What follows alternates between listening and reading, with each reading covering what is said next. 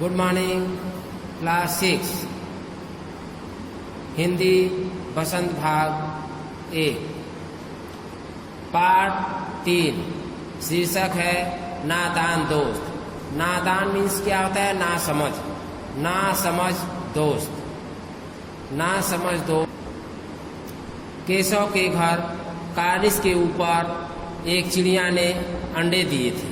केशव और उड़ती बहन श्यामा दोनों बड़े ध्यान से चिड़िया को वहां आते जाते देखा करते थे। सवेरे दोनों आंखें मलते कार्निस के सामने पहुंच जाते और चिड़ा और चिड़िया दोनों को वहां बैठा पाते। उनको देखने में दोनों बच्चों को न मालूम क्या मजा मिलता। दूध और जलेबी की सूध भी न रहती। दोनों के दिल में तरह तरह के सवाल उठते कि अंडे कितने बड़े होंगे, किस रंग के होंगे, कितने होंगे, क्या खाते होंगे, उनमें से बच्चे किस तरह निकल आएंगे, बच्चों के पर कैसे निकलेंगे, घोंसला कैसा है। लेकिन इन बातों का जवाब देने के लिए उनके यहाँ कोई नहीं था कि कैसे न अम्मा घर के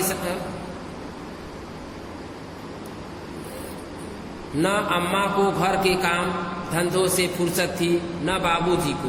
पढ़ने लिखने से दोनों बच्चे आपस में ही सवाल जवाब करके अपने दिल की को तसल्ली दे लिया करते थे।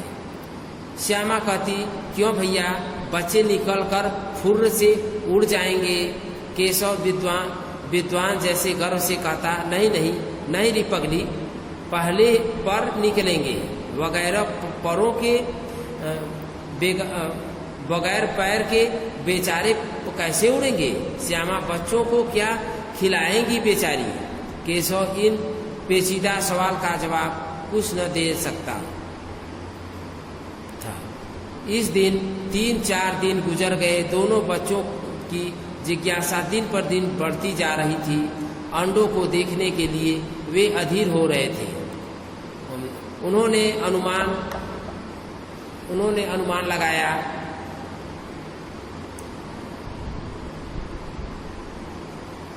कि जब जरूर बच्चे निकल आए होंगे। बच्चों के चारे का सवाल अब उनके सामने आ खड़ा हुआ।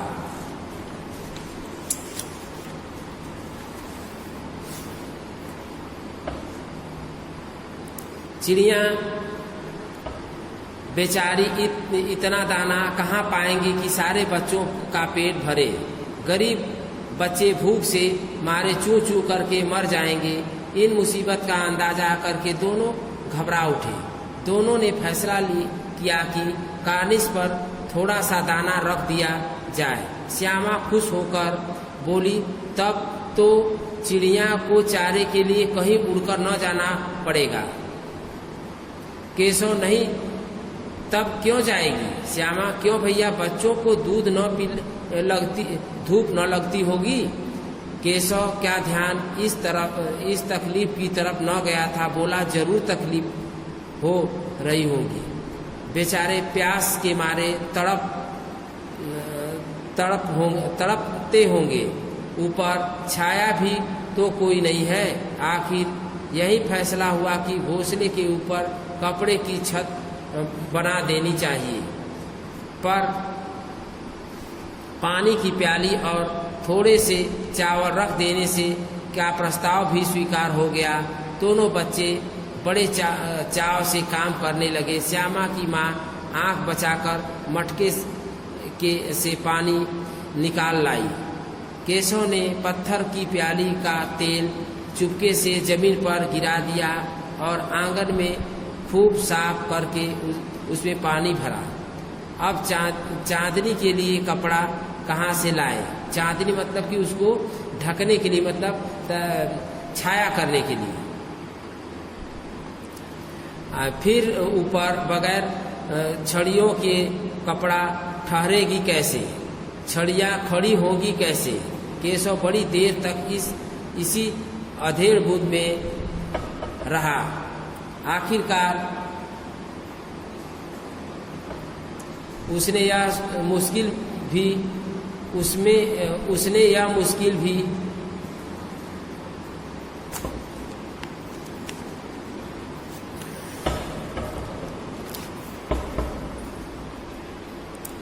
कर दी। श्यामा ने बोला, जाकर कूड़ा फेंकने वाली टोकरी उठा लाओ, अम्मा जी को मत दिखाना। श्यामा, वह तो बीच में फटी हुई है, उसमें से धूप न जाएगी। केशव ने झुझला कर कहा, तू टोकरी ला तो ला, मैं इसका सुराख बंद करने की हिचकत निकालूंगा। श्यामा दौड़कर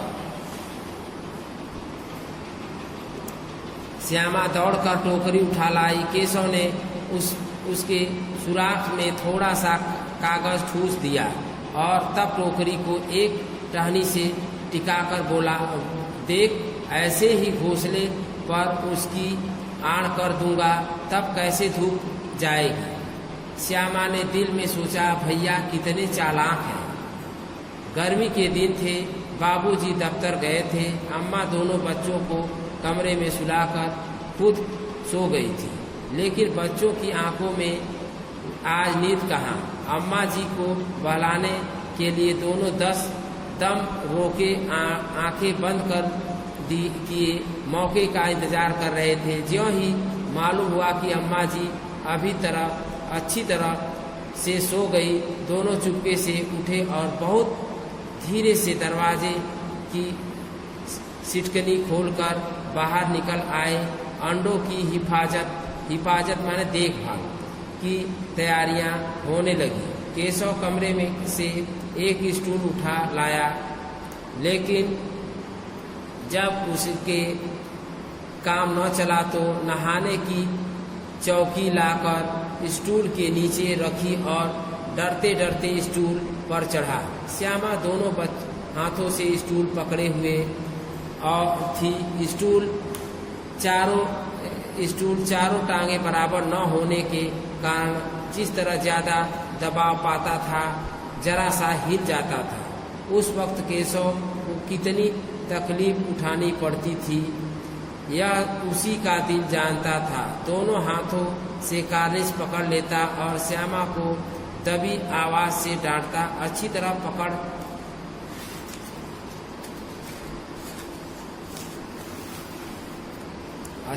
पकड़, वरना उतर कर मारूंगा। मगर बेचारी श्यामा का दिल तो ऊपर कार्निश पर था। बार बार उसका ध्यान उधर चला जाता था और हाथ ढीले पड़ जाते थे। केशव ने ज्यों ही कार्निश पर हाथ रखा, दोनों चिड़ियां उड़ गई। केशव ने देखा, कार्निश पर थोड़े तिनके बिछे हुए और उन पर 3 अंडे पड़े हैं। जैसे घोंसले उसने पेड़ों पर देखे थे, वैसा कोई घोंसला नहीं था। श्यामा ने नीचे से पूछा, कै बच्चे हैं भैया? केशव, 3 अंडे हैं, अभी बच्चे नहीं निकले। श्यामा, जरा हमें दिखा तो दो भैया, कितने बड़े हैं? केशव, दिखा दूंगा, पहले जरा चिथड़े ले आ, नीचे बिछा दूं। बेचारे अंडे तिनकों पर पड़े हैं। श्यामा दौड़कर अपनी पुरानी धोती फाड़कर एक टुकड़ा लाई। केशव ने झुककर कपड़ा ले लिया, उसकी तरफ कई तरह तह करके उसके एक गद्दी बनाई और उसे तिनकों पर बिछाकर 3 अंडे धीरे से उस पर रख दिए। श्यामा ने फिर कहा, हमको भी दिखा दो भैया। केशव, दिखा दूंगा, पहले जरा एक टोकरी तो दे दो, ऊपर छाया कर दूं। श्यामा ने टोकरी नीचे से थमा दी और बोली, अब तुम उतर आओ, मैं तो भी देखूं। केशव ने टोकरी को एक टहनी से टिकाकर कहा, जा दाना और पानी की प्याली ले आ, मैं उतर आऊं तो तुझे दिखा दूंगा। श्यामा प्याली और चावल लादी भी लाई। केशव ने टोकरी के नीचे दोनों चीजें रख दी और आहिस्ता से, आहिस्ता माने धीरे से उतर आया। श्यामा ने गिड़गिड़ा कर कहा, अब हमको भी चढ़ा दो भैया। केशव, तू गिर पड़ेगी। श्यामा, न गिरूंगी भैया, तुम नीचे से पकड़े रहना। केशव, न भैया, कहीं तू गिरा पड़ी तो अम्मा मेरी चटनी भी कर डालेंगी, कहेगी कि तूने ही चढ़ाया था। क्या करेगी देखकर। अब अंडे बड़े आराम से हैं, जब बच्चे निकलेंगे तो उनको पालेंगे।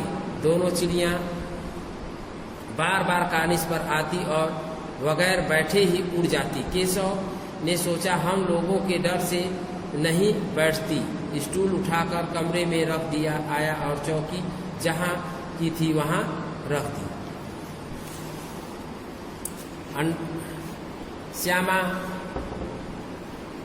ने आंखों में आंसू भरकर कहा, तुमने मुझे नहीं दिखाया, मैं अम्मा जी से कह दूंगी। केशव अम्मा जी से कहेगी तो बहुत मारूंगा, कह देता हूँ। श्यामा, तो तुमने मुझे दिखाया क्यों नहीं। केशव, और गिर पड़ेगी तो 4 सर न हो जाते। श्यामा, तो हो जाते, देख लेना, मैं कह दूंगी। इतने में कोठरी का दरवाजा खुला और माँ ने धूप से आंखों को बचाते हुए कहा, तुम दोनों बाहर कब निकल आए। कैसे, मैंने कहा न था कि दोपहर को न निकलना। किसने किवाड़ खोली। किवाड़ केशव ने खोला था, लेकिन श्यामा ने माँ से यह बात नहीं कही। उसे डर लगा कि भैया पीट जाएगा।